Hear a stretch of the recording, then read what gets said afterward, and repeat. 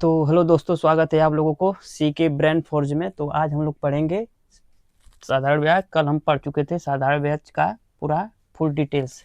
तो आज हम लोग सवाल लगाएंगे कि कैसे कैसे आता है। शॉर्ट ट्रिक के माध्यम से हम लोग सवाल लगाएंगे। कल पूरा डिटेल से बता दिया गया था। आज देखते हैं पहला सवाल। साधारण ब्याज की किस वार्षिक दर से 600 का साधारण ब्याज 120 हो जाएगा?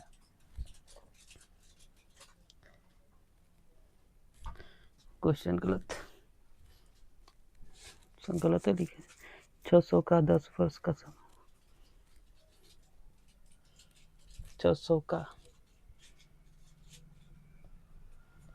600 वर्ष 600 का ये जो गड़बड़ा गलत क्वेश्चन हुआ।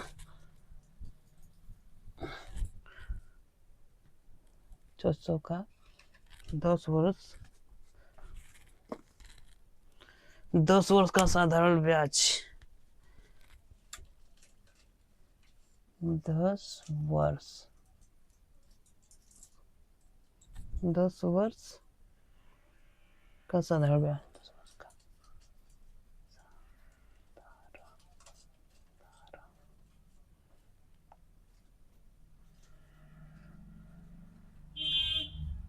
ब्याज।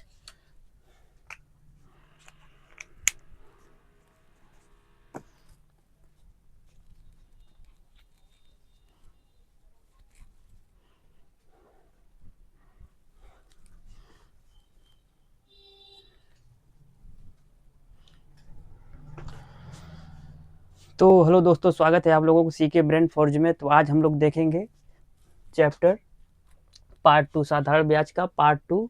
कल हम लोग फुल डिटेल से पढ़ चुके थे। आज हम लोग देखेंगे पार्ट 2। चलिए आज क्वेश्चन के माध्यम से हम लोग लगाएंगे सवाल और शॉर्ट ट्रिक के माध्यम से।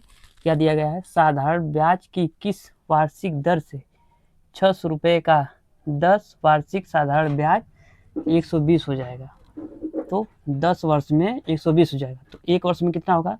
जब 10 वर्ष में 10 ईयर्स में 120 होगा तो एक ईयर में कितना होगा? 1 ईयर्स में कितना होगा? काटेंगे 12 होगा।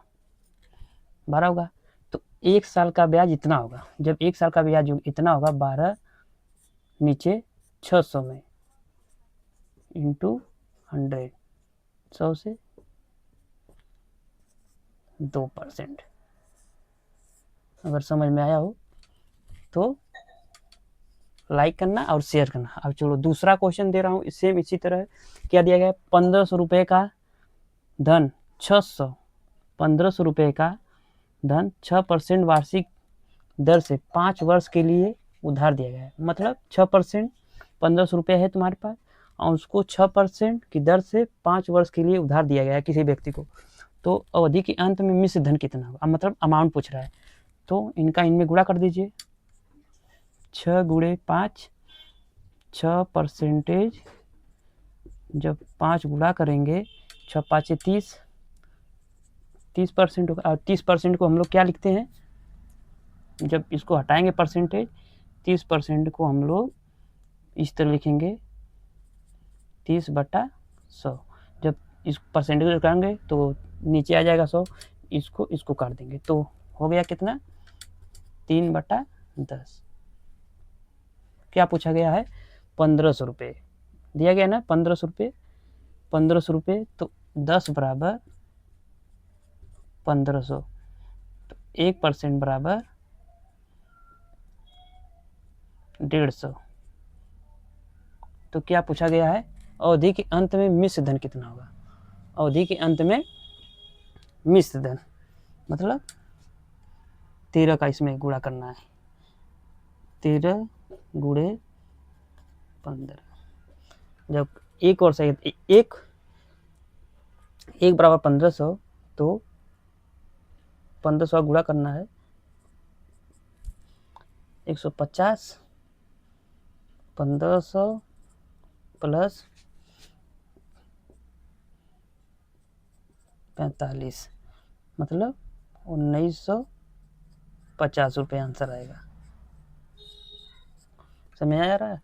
और सेम क्वेश्चन है ये, कोई धन 3% वार्षिक ब्याज की दर से 10 वर्ष में 650 रुपये हो जाता है, तो वह धन ज्ञात कीजिए। इसमें भी अमाउंट पूछा है, अमाउंट पूछा गया इसमें भी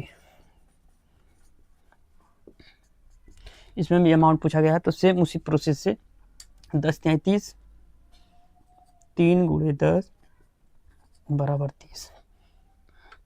30।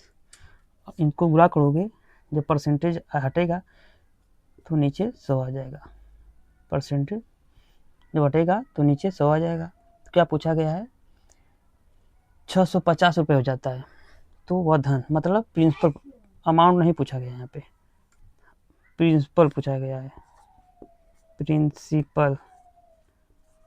प्रिंसिपल मूलधन पूछा गया है। तो इनको जोड़ोगे कितना हो जाएगा, 130 होगा ना, 130 बराबर 665, तो 1% बराबर 13 × 5 = 65, 0 से 0 कट गया, 5, 13 × 5 = 65, और 100% बराबर 500। अगर समझ में आया तो लाइक करना, शेयर करना और सब्सक्राइब करना। दोस्तों, आप लोगों को एक क्वेश्चन, 2 क्वेश्चन दे रहा हूँ, आप लोग इस क्वेश्चन को ध्यान से कमेंट बॉक्स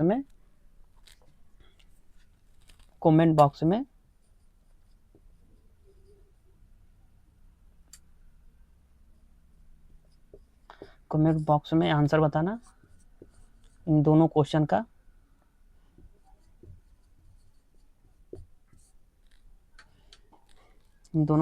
आंसर बताना कमेंट बॉक्स में। तो जय हिंद।